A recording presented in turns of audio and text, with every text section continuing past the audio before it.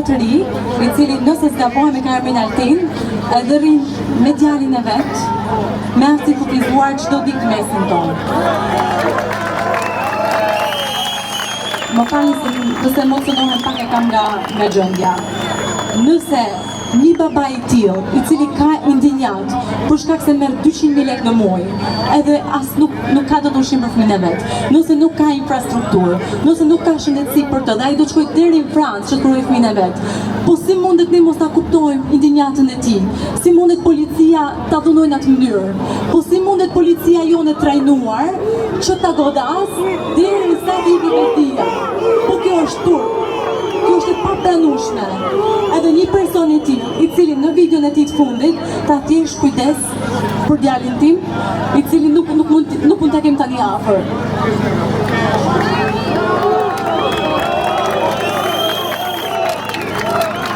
Sot kryeministri pas shumë viteve që ne lobojmë që kujdestarët e persona me aftësi të kufizuar të njihej siguracioni, sot pas shumë viteve, derisa zoti Altin u mor edhe u dhunu, vetëm sot vendosi që të miratohet edhe njohja e siguracioneve për personat që kujdesen për aftësinë e kufizuar.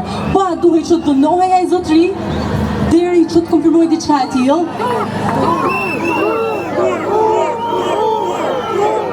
Unë du të them vetëm diçka dhe du ta mbaroj.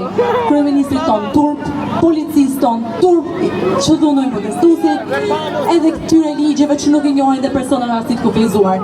Kaq që kisha, edhe turp zoti kryeministër, bashkë me gjithë deputetat që rrini aty.